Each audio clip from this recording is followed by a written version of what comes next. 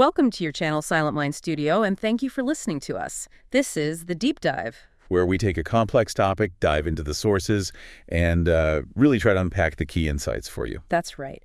And today, we are plunging headfirst into something really fascinating, I think. It's the hidden science of why we humans make decisions that aren't always perfectly rational.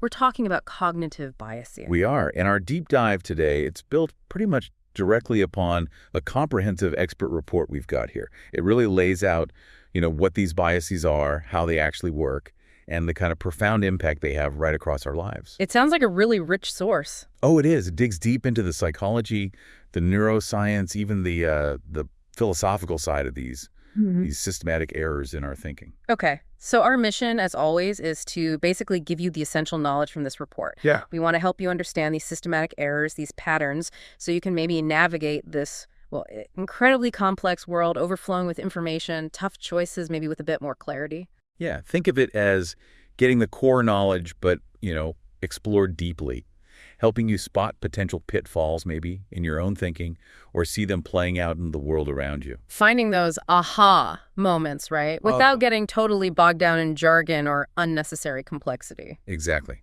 We're going to pull back the curtain, so to speak, on these subtle, often completely unconscious forces that are shaping your thoughts, your decisions, moment by moment. And we're drawing directly from the expert analysis in this report. It's really about understanding the machinery of your own mind, isn't it? Fundamentally, yes. Okay, let's get into it. Let's unpack this. And hey, if you find this kind of deep dive interesting, this is the sort of thing we do here. We pick a topic that's intrigued us and really get into it. So make sure to subscribe to the channel and follow us. Yeah, absolutely. And if you're curious about cognitive biases specifically, or maybe have questions as we go through this, definitely drop them in the comment section below. Oh, for sure. We love hearing from you and getting that discussion going. It's always exciting to see what people think. Right, so Section 1. We're starting with this really core foundational idea presented right at the beginning of the report, which is that the human mind, for all its brilliance, its incredible power and complexity, it's fundamentally not a flawless logic machine, not pure rationality. Exactly. The report makes that incredibly clear right up front. While we absolutely possess the capacity for a logical thought system too, which we'll get into our cognitive processes, our moment-to-moment thinking, it's constantly being influenced by factors operating way outside our conscious, deliberate control. We like to think we're objective, right? Rational actors making reasoned choices. We do. But the report suggests that's often, not the full picture. Our decisions, even our really deeply held beliefs, sometimes are spontaneous actions.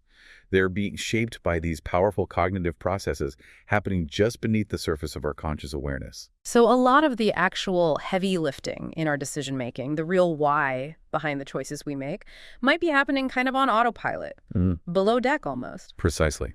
That's a great way to put it. And these underlying processes, these mental shortcuts, while they are often incredibly efficient, extremely useful, and that's a key point the report really emphasizes, they're not just flaws. Right, they serve a purpose. They do.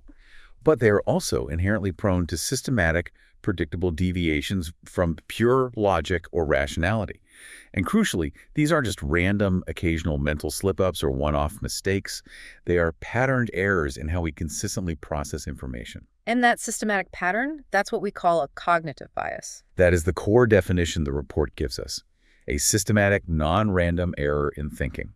And it specifically occurs, the report notes, when we are in the process of processing and interpreting the information that's coming at us from our environment, from the world around us. So it's not just about making a wrong choice in the end, it's an error in the process itself, how we handle the data coming in. Exactly. It's about the machinery, the way we sift, sort, and make sense of incoming information. And what's the direct consequence, the result of processing information in this systematic, biased way? Well, it directly influences our decisions, our judgments, our beliefs. It causes us, quite predictably, to deviate from what would be considered standard rationality or, formal logic. And the report highlights a really critical, maybe even slightly unsettling implication here. Which is? Instead of us directly perceiving and interacting with some kind of objective external reality as it is, we're primarily constructing our own internal subjective reality. It's built based on our perceptions, our interpretations, filtered through these cognitive processes. And that internal subjective reality is what actually drives our behavior. Yes. That's what the report argues. It is that subjective, internally built construction of reality, our personal map of the world, that often dictates our subsequent behavior, our choices, our actions. Wow. Okay. So in a way, we're all living and acting within a kind of filtered, possibly quite biased version of the world that our own brains have created for us. Often, yes, at least to some degree. Right. It's a really crucial point for understanding why people act the way they do, why disagreements happen, why communication breaks down sometimes. And the report emphasizes that these mental shortcuts, these biases, they're frequently, perhaps mostly, unconscious. We don't even know they're happening. Right. They operate without our explicit knowledge, without our conscious permission or control. But despite that, they are systematically influencing our decision-making frameworks, our judgments, throughout our entire lives, in pretty much every domain you can think of, in countless different situations. But there's this fascinating paradox. The report brings up these systematic errors, these biases. They can actually feel, well, good, or at least convenient, satisfying. They absolutely can. And that's part of why they're so persistent, because they serve a vital function.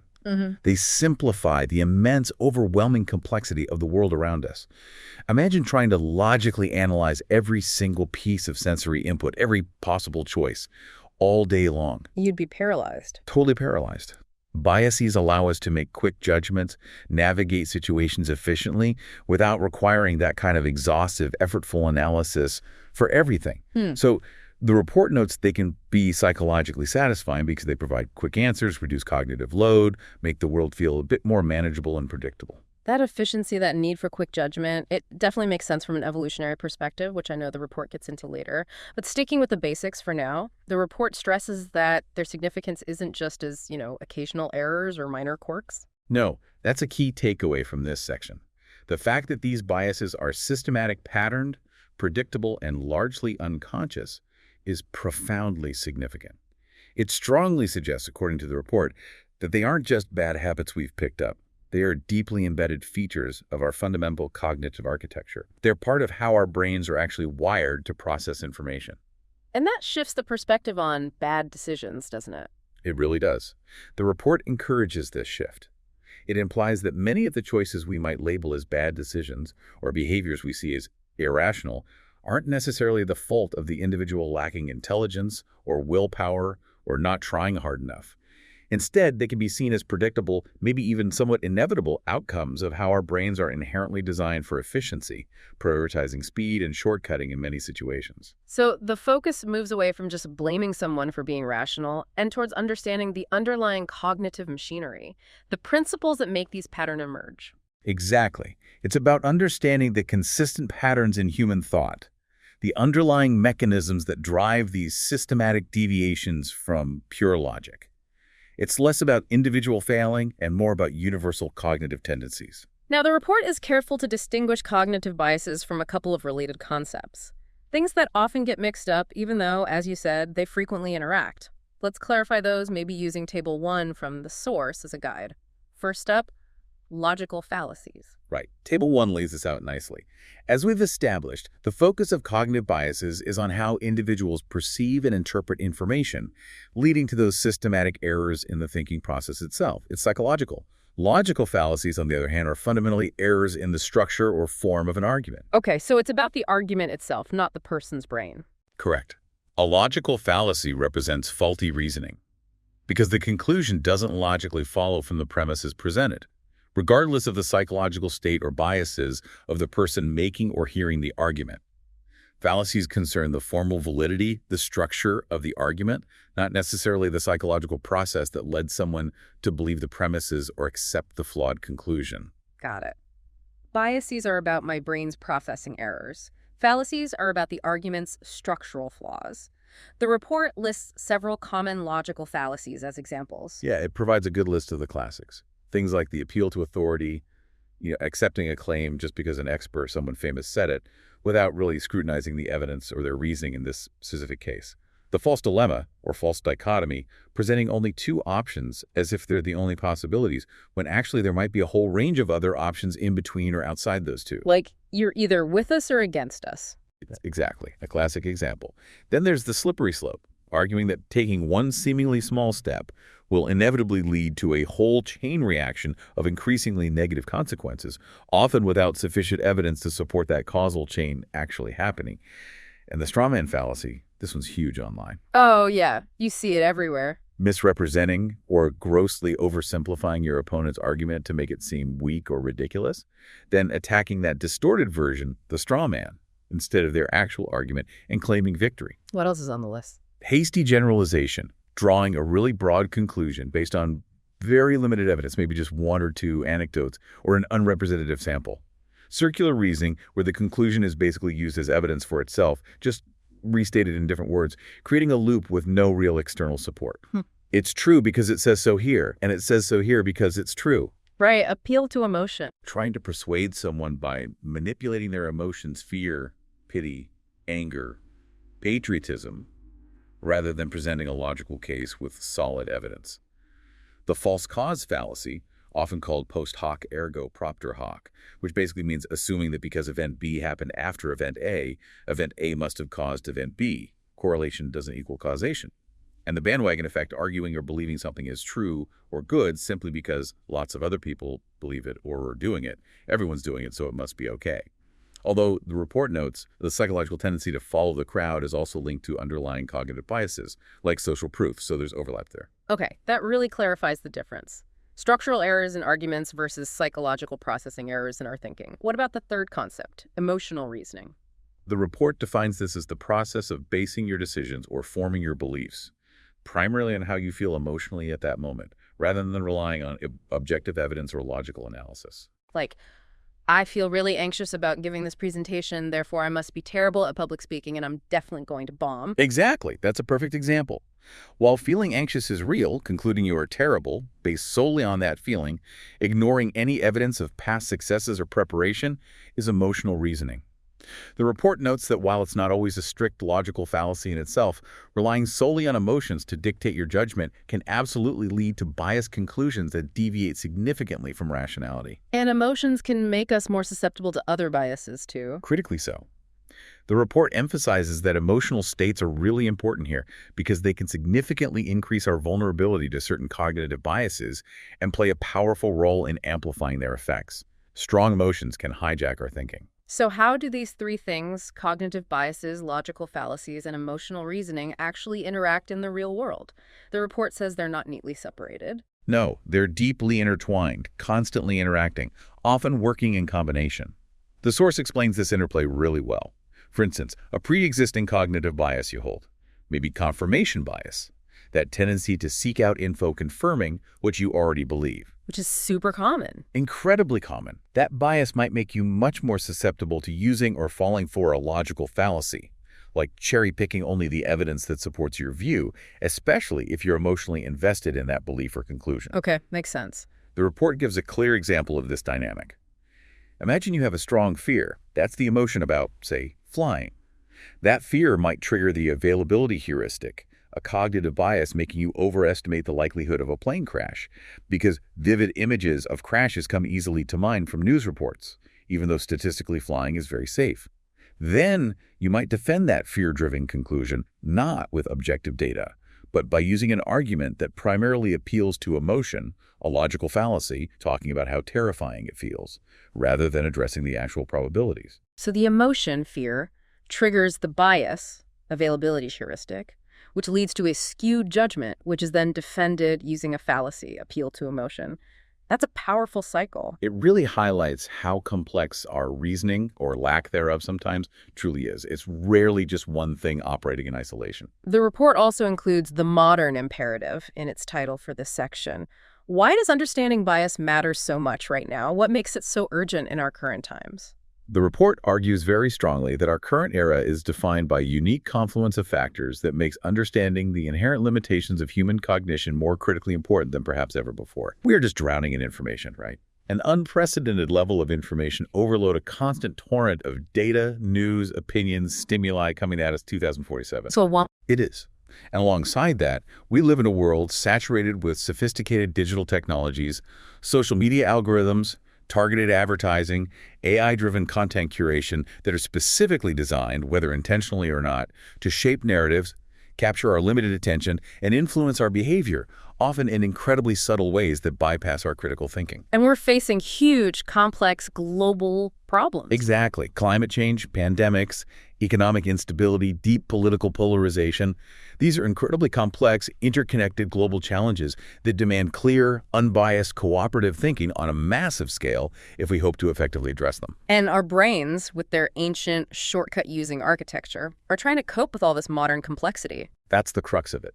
The report argues that understanding the inherent flaws in our thinking, these systematic biases, is more critical than ever precisely because of this complex, high-stakes, information-saturated environment.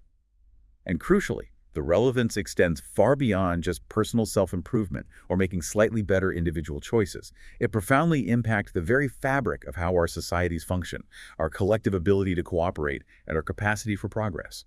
How does it scale up from individual psychology to societal impact? Well, the report highlights how, on a collective level, when cognitive biases go unacknowledged and unaddressed, they can have profoundly negative consequences. They can reinforce and perpetuate harmful social practices. Think about systemic racism, discrimination based on gender or other group identities, deep societal polarization. Biases distort our perceptions of different groups, reinforce existing prejudices, make us resistant to evidence that challenges stereotypes, and this actively hinders progress on crucial social and political fronts. And modern technology acts as an amplifier for all this. Dramatically so. The report stresses how pervasive media and digital technologies are incredibly influential in shaping and amplifying bias narratives.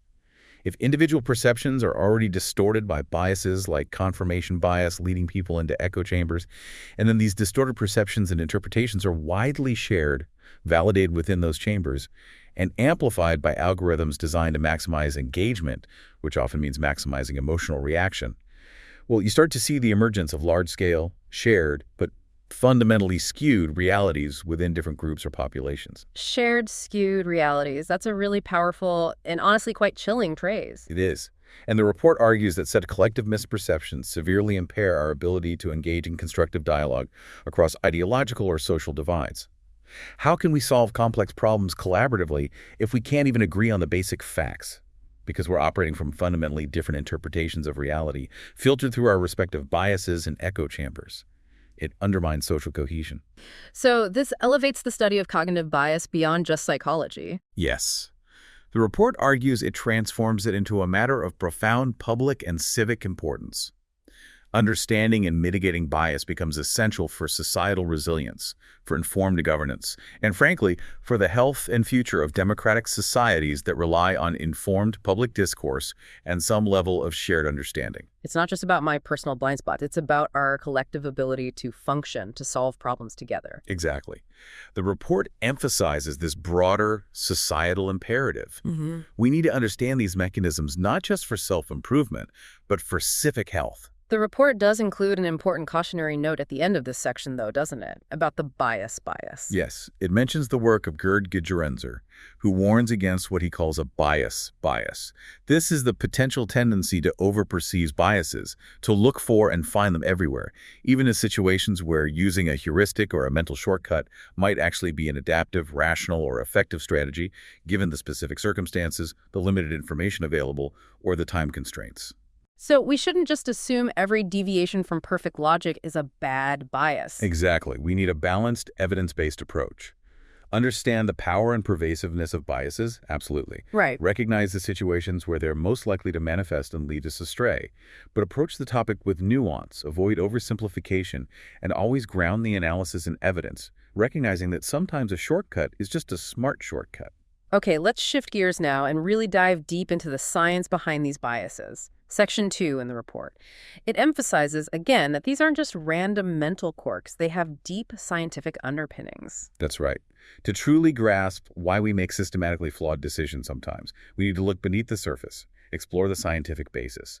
The report explains that biases aren't arbitrary. They're systematic patterns rooted in our fundamental psychological architecture, how our brains are physically wired and function neurally, our long evolutionary history, and the specific ways we process and respond to information, both coolly, cognitive information, and importantly, emotionally charged information. So it's this blend of deep biology, our species history, and the kind of practical mechanics of how thinking actually happens.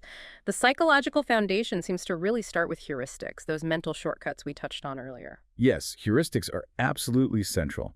Our brain is constantly bombarded with just an overwhelming amount of sensory input and needs to make countless judgments and decisions every single minute.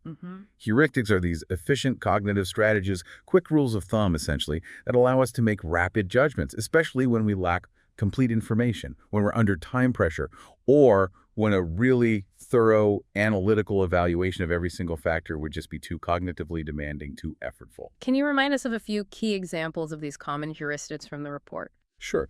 The report details several important ones. Anchoring and adjustment heuristic. Your initial judgment gets stuck or anchored on the very first piece of information you receive, and then any subsequent adjustments you make away from that anchor are usually insufficient. The availability heuristic. Judging how likely or frequent something is based purely on how easily examples or instances of it pop into your mind. Vivid. Easily recalled events like plane crashes, as we mentioned, seem much more probable than they statistically are. Right, representativeness heuristic. Judging the probability that something belongs to a particular category based on how similar it seems to your mental prototype or stereotype of that category, often ignoring statistical base rates. The effect heuristic. Making decisions based largely on your immediate emotional response, your gut feeling about something, does this feel good or bad?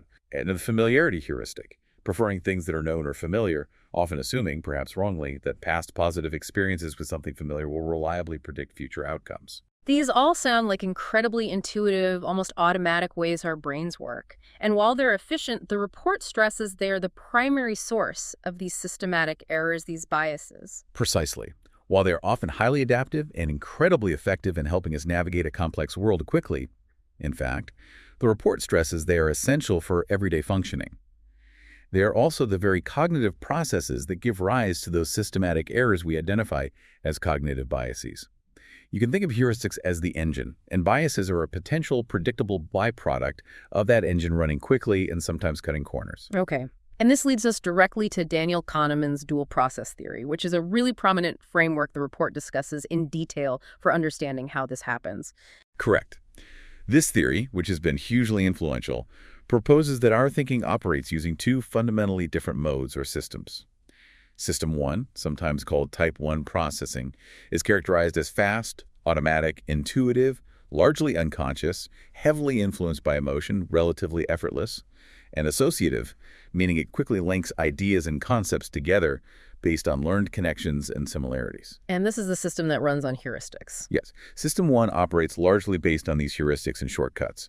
It's the system that generates our quick judgments, our initial impressions, our gut reactions, our rapid responses to the environment.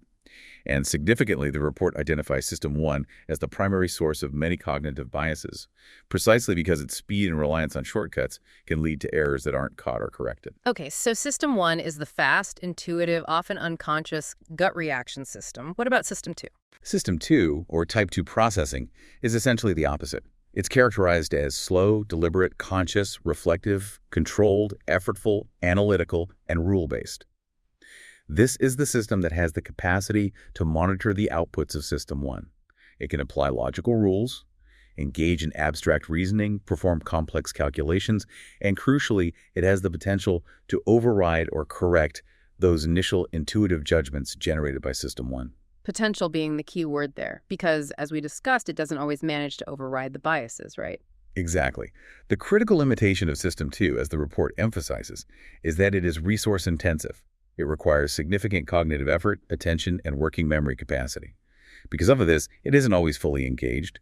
We often default to System 1 because it's easier. System 2 might not kick in, especially when we are under cognitive load trying to juggle multiple tasks or pieces of information, or when we are under time pressure, or simply when we're tired or unmotivated to exert the mental effort. And that's precisely how those flawed judgments produced by System 1 can slip through the cracks and become our final judgment or decision. Often, yes. That's the model. Biases frequently arise when System 1 produces a quick, intuitive judgment that is flawed or inappropriate for the specific context, and System 2 either fails to fully engage to scrutinize it, or it tries to engage but lacks sufficient resources, motivation, or ability to successfully override the powerful default System 1 output. The report connects this dual process framework directly to the concept of bounded rationality. Can you explain that connection? Yes.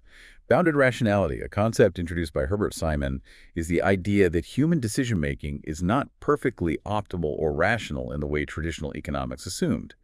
Our rationality is bounded or limited by real-world constraints. We have limited information processing capacity, we have limited time available to make decisions, and we have limited cognitive resources, attention, memory, computational power available at any given moment. We can't possibly analyze everything perfectly. No. And because our rationality is bounded, we often don't have the capacity or the resources to identify and evaluate every single possible option to find the absolute single best optimal solution. Instead, the report explains, we often satisfice. Satisfice, that's a blend of satisfy and suffice, right? Exactly. It means we tend to make decisions that are good enough, that meet a minimum threshold of acceptability, that are satisfactory, rather than necessarily striving for the absolute optimal solution, which might be too costly or time-consuming to find. Heuristics help us satisfice quickly. So from this perspective, heuristics and System 1 thinking aren't inherently bad or flawed systems. They're actually incredibly efficient, often necessary tools for navigating a complex world under constraints. The report makes that point very strongly. Heuristics and System 1 processing should not be viewed simply as flaws in human cognition that need to be eradicated or overcome. They are essential features of our cognitive system, likely evolved over millennia for their efficiency and speed, which were absolutely vital for survival in our ancestral past. Trying to eliminate System 1 thinking is probably impossible, and honestly, it would likely be debilitating if we could. So the challenge isn't elimination, but management. Exactly. The challenge, as the report frames it, is not elimination, but rather cultivating metacognitive awareness. Thinking about thinking, being aware of our own cognitive processes as they're happening. Precisely. It's about developing the ability to recognize the kinds of situations, the types of problems, where these fast, intuitive shortcuts generated by System 1 are likely to lead us astray. And then, having recognized that risk, deliberately choosing to engage the more effortful, analytical processes of System 2, especially when the stakes are high, the decision is important, or the problem is particularly complex or counterintuitive. It's about knowing when not to trust your gut.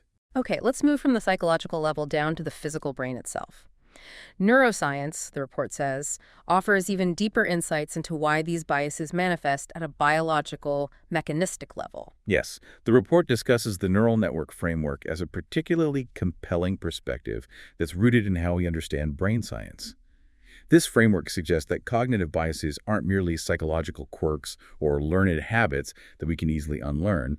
Rather, they arise from fundamental, intrinsic mechanisms of how biological neural networks our brains are structured and how they function.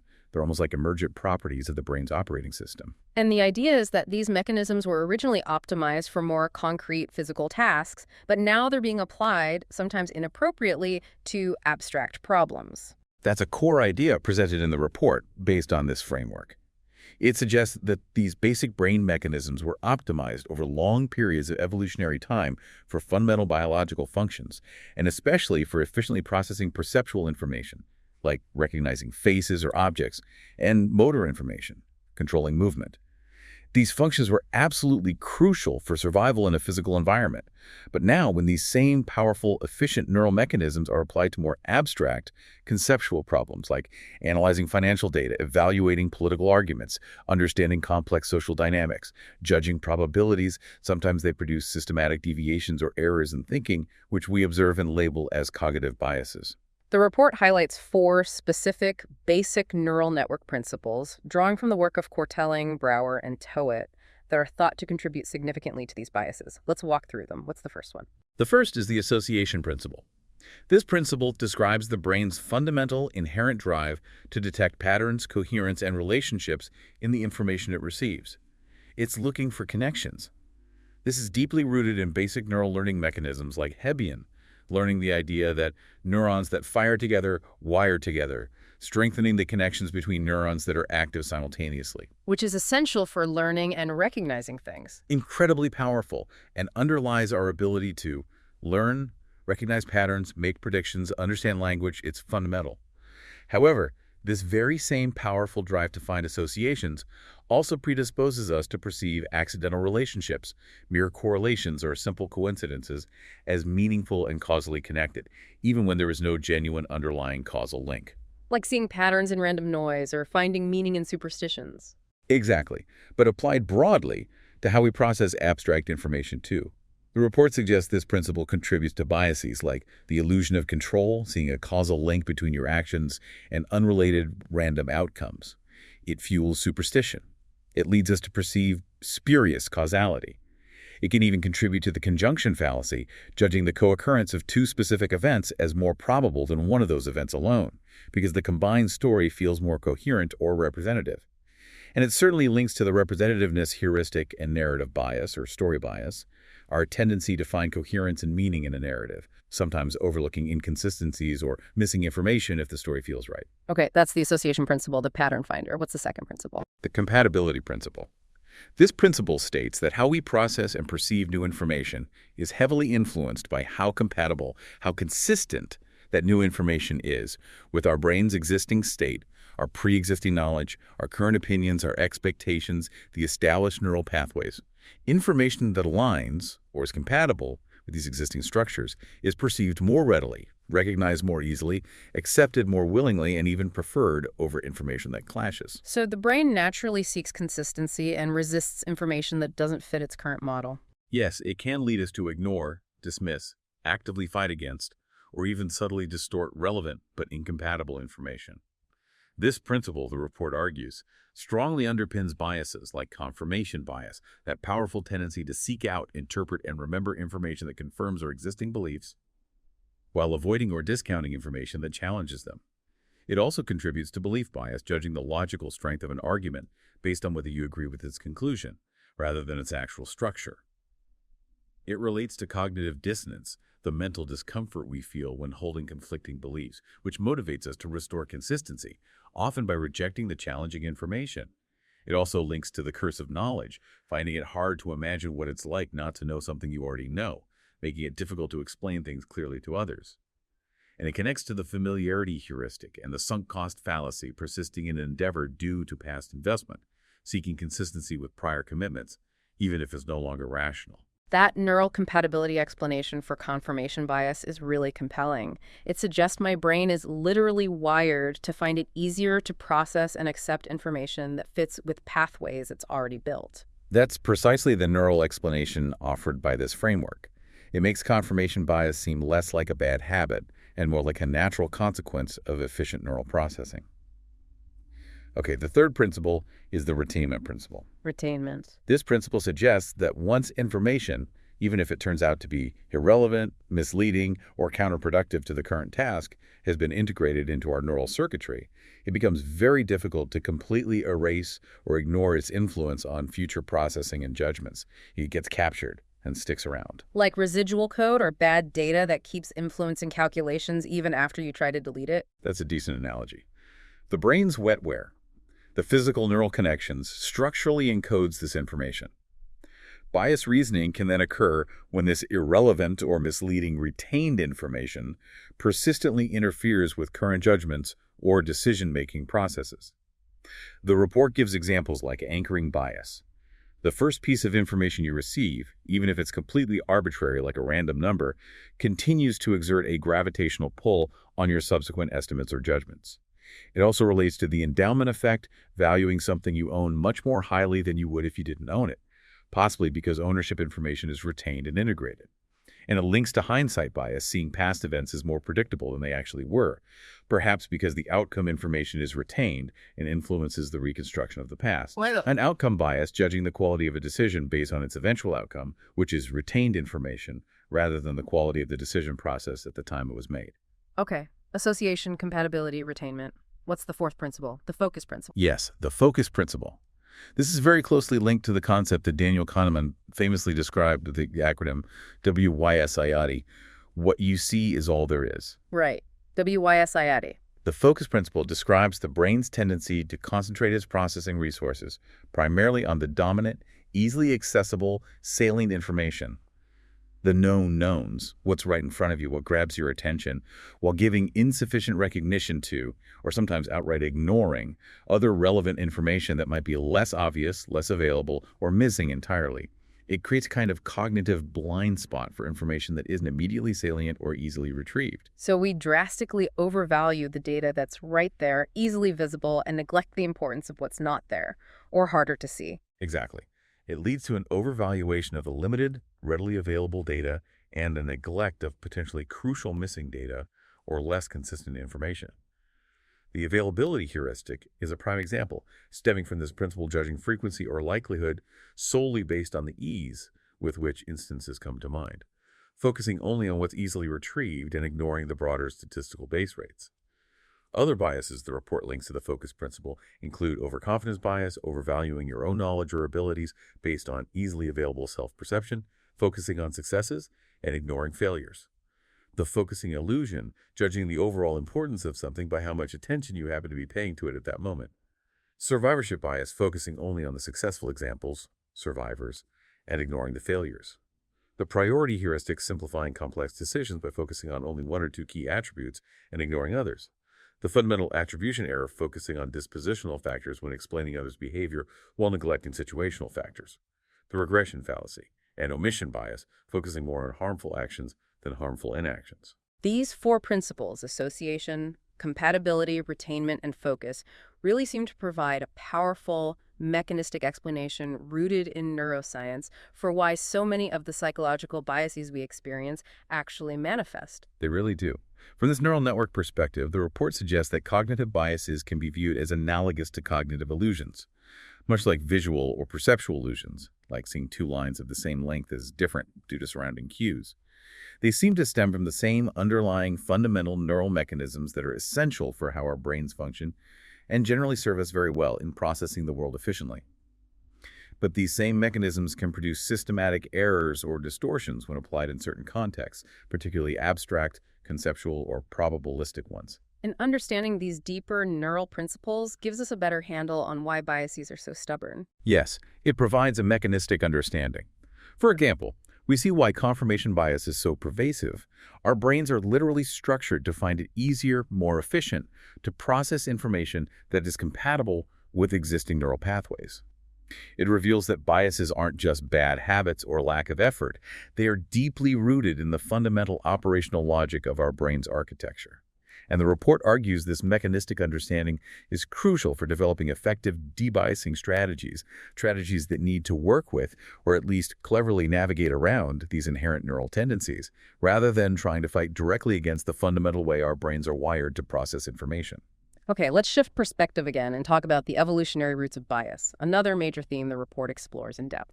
This perspective suggests that many of the cognitive biases we observe today are not just random errors or products of modern society, but are actually part of our general human cognitive makeup. They're either innate or develop reliably as we mature, because they were, at some point, shaped by natural selection. They likely conferred adaptive advantages, enhancing survival or reproduction under the specific evolutionary pressures faced by our ancestors in their past environment. So the idea is our brains evolved primarily to solve problems in a very different world than the one we inhabit now. A vastly different world, yes. The report emphasizes that our cognitive machinery was primarily shaped over hundreds of thousands, if not millions of years, to navigate the challenges of an ancestral environment. Things like avoiding predators, finding food and shelter, navigating complex social hierarchies within small groups, finding suitable mates. This environment required rapid, often intuitive decision-making based on limited, often ambiguous information. And cognitive strategies that were highly adaptive for survival and reproduction back then might manifest as biases or errors in the context of our complex modern society. Exactly. That's the core idea of the evolutionary mismatch hypothesis applied to cognition. What worked well in the savannah might not work so well when navigating abstract financial markets or evaluating complex scientific evidence. Can you give us some examples from the report of these categories of evolutionarily rooted biases, strategies that were once adaptive but might be biases now? Sure. The report provides several key categories. First, there's heuristic simplification for rapid decision-making. In ancestral environments where threats were often immediate and the consequences of slow decision-making could be fatal, speed was frequently more crucial than perfect accuracy. Quick, good enough decisions were essential for survival, reacting instantly to a potential threat, like a rustle on the grass. Mental shortcuts, heuristics, were critical for this speed. A general better safe than sorry approach, even if it meant systematically overestimating threats, like perceiving agency or danger in ambiguous sounds or movements, was likely highly adaptive for avoiding predators. So erring on the side of caution, even if it meant a lot of false alarms, had a lower survival cost overall than missing a real threat even once. Precisely. And the report notes there's neurobiological support for this, pointing to the brain's fast, unconscious, low-road pathway for processing potential fear stimuli, bypassing slower conscious evaluation initially. Okay, rapid decision-making. What's another category? Self-deception for potential social advantage and psychological well-being. This is a fascinating one. The report suggests that holding unrealistically positive self-evaluations, things like mild overconfidence in one's abilities, or an exaggerated sense of personal control over events, even random ones, these so-called positive illusions might have conferred tangible advantages in the past. How so? Well, these positive illusions could potentially enhance mental health, resilience in the face of adversity, motivation to pursue goals, all of which are important for overall fitness and success. And in social contexts, there's the intriguing, though controversial, idea that being good at self-deception might actually make you a more effective deceiver of others in situations involving social competition or mate selection. If you genuinely believe your own inflated self-assessment, you're less likely to give off subtle cues of deception that others might pick up on. That's a rather cynical view of social dynamics, but the evolutionary logic is certainly there. It's a compelling hypothesis explored in evolutionary psychology. Okay, another category involves biases related to social interaction and imitation. Humans are profoundly social creatures. Learning from others through social learning and imitation was likely an incredibly efficient way to acquire adaptive behaviors, skills, and knowledge in rapidly changing ancestral environments. Much faster and less risky than relying solely on individual trial and error or the very slow process of genetic evolution. So this fostered biases that promote conformity or group cohesion. Exactly. Biases like the bandwagon affect the tendency to adopt beliefs or behaviors simply because many others in your group do, can be seen as an efficient social cue, a way to quickly align with potentially adaptive group norms. And in-group bias, the tendency to favor members of your own social group over outsiders, could have enhanced cooperation, trust, and collective defense, crucial for survival in intergroup competition. The report even speculates on the potential evolutionary role of gossip, suggesting it might have served as a vital mechanism for sharing strategic social information about allies, rivals, potential cheaters, and social norms within the group. And the last category mentioned, the hyperactive agency detection device, HADD. Yes, HADD. This refers to our innate and often overly sensitive tendency to perceive agency, intention, minds, or purpose behind ambiguous phenomena, even in inanimate objects or natural events like storms, rustling leaves, or shadows. From an evolutionary standpoint, this hyperactive detection was likely beneficial. Again, the better safe than sorry principle. Precisely. Erroneously detecting an agent where none exists, like assuming that rustle in the bushes is a predator when it's just the wind carried a relatively low cost, a momentary fright, maybe some wasted energy running away. But failing to detect a real agent, a real predator or enemy, when one was present could be fatal. So evolution likely favored a system slightly biased towards overdetecting agency. This HADD mechanism is also thought by some researchers to be foundational to the origins of religious belief and belief in supernatural agents. Better to jump at 1,000 shadows than be eaten by the one real monster hiding behind the bush. That's the evolutionary logic in a nutshell. The report then aptly calls these once adaptive biases modern misfits. Because the modern world is just so drastically different from the ancestral environment they evolved to navigate. Right. Our contemporary society is incredibly complex, information-rich, requires abstract reasoning, statistical thinking, long-term planning in ways that were never necessary or even possible in ancestral environments. Our evolved cognitive toolkit, optimized for rapid, intuitive responses to immediate, concrete threats and complex social dynamics within small groups, isn't always perfectly suited for navigating things like global financial markets, evaluating complex scientific claims about climate change, or understanding statistical risks related to public health. The report gives the example of probability blindness here. Yes, our intuitive difficulty in grasping and reasoning accurately about statistical probabilities. This makes perfect sense from an evolutionary perspective, given that formal probability theory is a very recent invention in human history, utterly removed from the direct, experiential learning that characterized hunter-gatherer life for millennia. Our brains simply weren't explicitly selected for intuitive statistical calculation. It's not something we evolved to do on the fly. No. The report also briefly touches on the ongoing debate regarding the precise origins of specific biases. Are they phylogenetic, meaning innate, evolved, encoded in the genome, harder to override and developing early in life? Or are they ontogenetic, meaning acquired throughout an individual's lifetime through learning, influenced by environment and culture, and potentially showing more variation between individuals and cultures? The evolutionary perspective naturally emphasizes the deep phylogenetic roots for many core, widely shared biases. And there's a final layer mentioned, Richard Dawkins' concept of memes, culturally transmitted ideas acting like viruses. Yes, adding another fascinating layer of complexity. Memes are culturally transmitted ideas, beliefs, practices, fashions, tunes, units of cultural information that replicate and evolve, spreading from mind to mind, sometimes independently of whether they benefit the genetic fitness of the individuals holding them. This suggests that some of the maladaptive behaviors or irrational beliefs we see in modern society might not only be due to our ancient biological wiring being mismatched with the modern world, the evolutionary mismatch. They could also be due to the propagation and evolution of cultural software, certain ideas or belief systems that successfully exploit our inherent cognitive tendencies, our biases, to ensure their own replication. So bias isn't just ancient biological hardware. It can also be influenced by the cultural software that successfully runs on that hardware. Exactly. It's a really complex picture.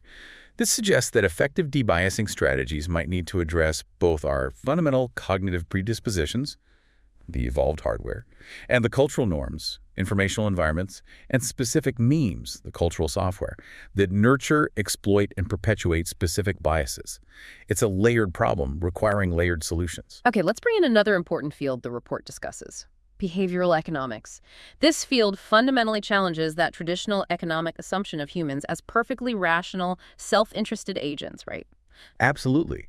Behavioral economics, or BE, really emerged and gained prominence precisely because those standard economic models, based on perfectly rational Homo economicus, struggled to explain a lot of real-world human behavior.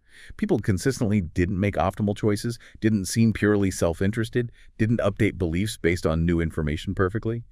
BE integrates insights from psychology, particularly cognitive psychology, directly into economic theory to understand what actually happens in markets and decision-making contexts when the agents involved exhibit real human limitations, complexities, emotions, and crucially, cognitive biases. And cognitive biases are absolutely central to this entire field, aren't they? They're a cornerstone concept, yes. In the context of behavioral economics, cognitive biases are specifically defined as those systematic errors in thinking, where human judgment deviates predictably from what would be considered standard rationality or formal logic, leading to choices that aren't always optimal in the traditional economic sense. The foundational work by researchers like Daniel Kahneman and Amos Tversky, demonstrating empirically how a reliance on heuristics leads to these predictable systematic errors in judgment and decision-making, really laid the groundwork for the entire field of BE. The report mentions a categorization of biases often used in BE, distinguishing between cold and motivated biases. Can you elaborate on that? Yeah, this distinction is sometimes useful. Cold biases are generally seen as stemming primarily from errors in the information processing itself, sort of like computational glitches, without necessarily involving strong emotional drives or self-serving motivations. Examples often cited include the availability heuristic or the representativeness heuristic. They're seen as errors in calculation or estimation that arise simply from using a mental shortcut. Motivated biases, on the other hand, are thought to serve some kind of self-enhancing or emotionally protective function for the individual. Things like overconfidence bias or the self-serving bias, attributing successes to ourselves and failures to external factors. The report rightly notes, though, that the line can be blurry, and some biases, like confirmation bias, can potentially have elements of both cold processing error and motivated reasoning, depending on the specific context and how emotionally invested the person is in the belief. And BE has shown convincingly that these biases have real, measurable impacts on economic decisions, not just in controlled lab experiments, but out in the real world in markets and consumer choices and policy outcomes. Absolutely. They significantly impact virtually every aspect of economic life. Hmm. Individual financial investments, consumer purchasing behavior, decisions about saving for retirement, responses to government policies, even the functioning of large-scale markets are all profoundly influenced by these predictable patterns of human psychology. What are some key examples the report gives of biases manifesting specifically in economic contexts? It lists several important ones. Anchoring bias is huge in negotiations, and pricing the initial price mentioned, even if arbitrary, heavily influences the final agreement or perception of value. Status quo bias explains why people often stick with default options, like insurance plans or subscription services. Even when better alternatives are available, the effort or perceived risk of switching looms large. Confirmation bias leads investors to actively seek out news or analysis that validates their existing investment theses while conveniently ignoring or dismissing contradictory data. Present bias, also known as hyperbolic discounting, is our strong tendency to heavily favor immediate rewards over larger future rewards, leading to problems like procrastination, undersaving for retirement, or unhealthy consumption patterns. And loss aversion, which we touched on, is arguably one of the most powerful and widely documented concepts from BE. The psychological impact, the pain of experiencing a loss, is felt roughly twice as intensely as the pleasure of experiencing an equivalent gain. That concept of loss aversion really does seem to explain a lot of seemingly irrational behavior in investing, doesn't it? Like why people hold on to losing stocks for far too long, desperately hoping they'll recover, just to avoid the pain of actually realizing the loss on paper. It's a classic textbook example. People are loss averse, not just risk averse. The implications of behavioral economics understanding these predictable patterns are profound for both public policy and business strategy. It demonstrates that irrationality in economic decision-making isn't random noise. It follows predictable patterns. And this predictability, the report notes, is a double-edged sword. Leading to both potential exploitation and opportunities for beneficial intervention. Exactly. On one hand, marketers, advertisers, and businesses have become incredibly adept at deliberately triggering these known biases to influence consumer behavior in ways that benefit the company, often maximizing profits. They use anchoring and pricing strategies, constantly showing a high manufacturer's suggested retail price next to a lower sale price to make the discount look bigger. They leverage loss aversion aggressively with FOMO, fear of missing out tactics. Don't miss out. Limited time offer. Offer ends tonight. Creating artificial urgency and scarcity. Right. Triggering scarcity bias and urgency bias. Only 3 items left in stock. Stock app downtimers. They use social proof displaying testimonials, customer reviews, follower accounts, bestseller labels to leverage our tendency to follow the crowd and build trust.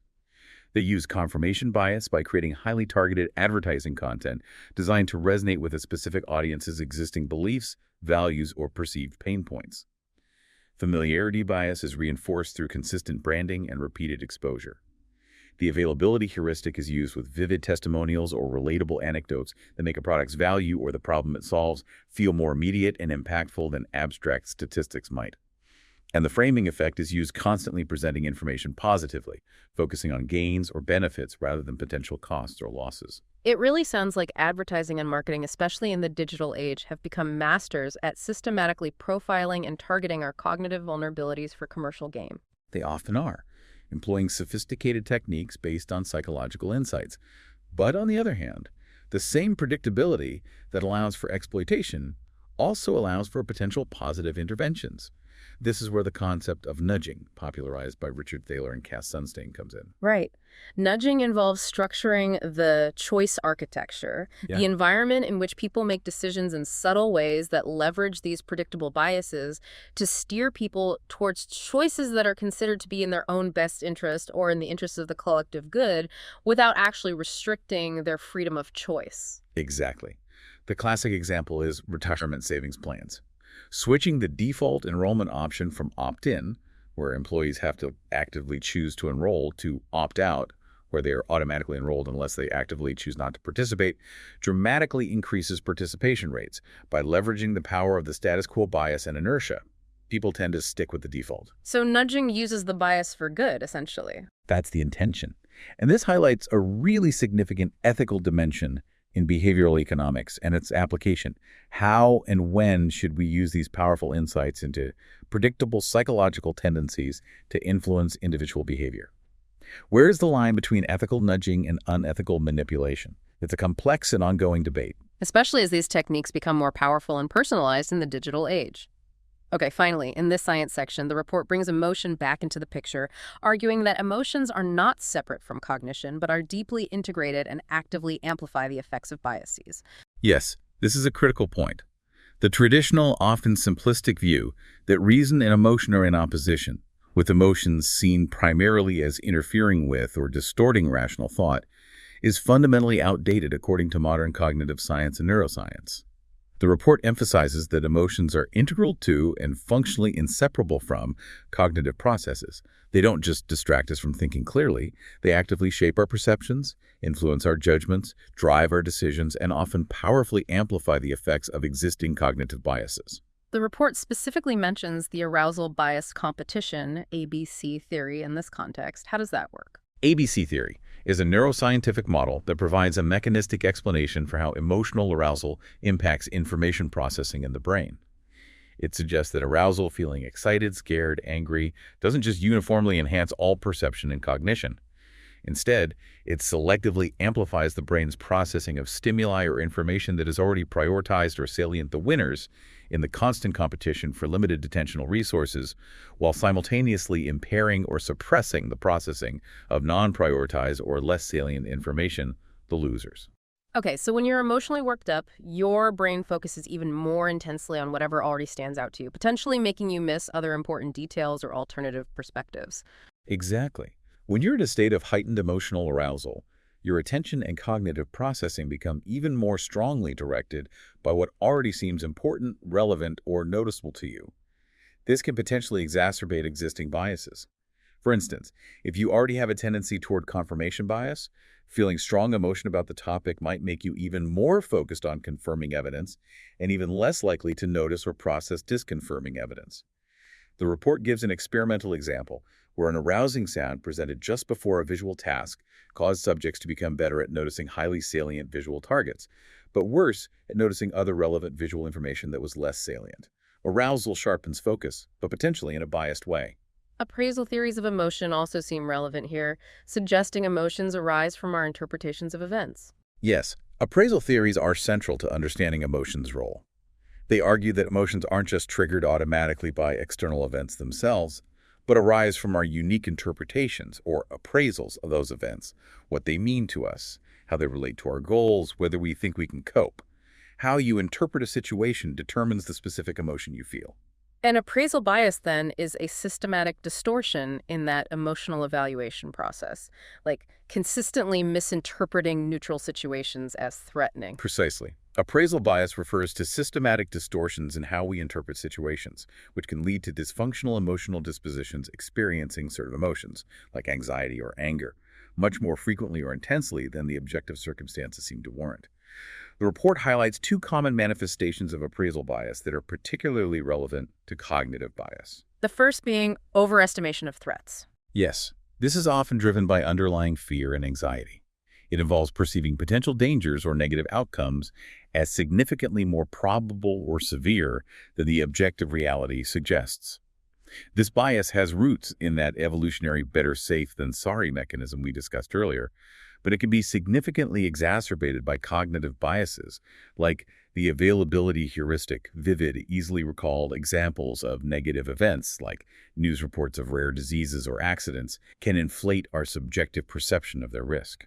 And the second manifestation is underestimation of coping abilities. This involves focusing primarily on one's own perceived weaknesses, vulnerabilities, or lack of resources when facing a challenge, rather than realistically assessing one's strengths, available resources, or resilience.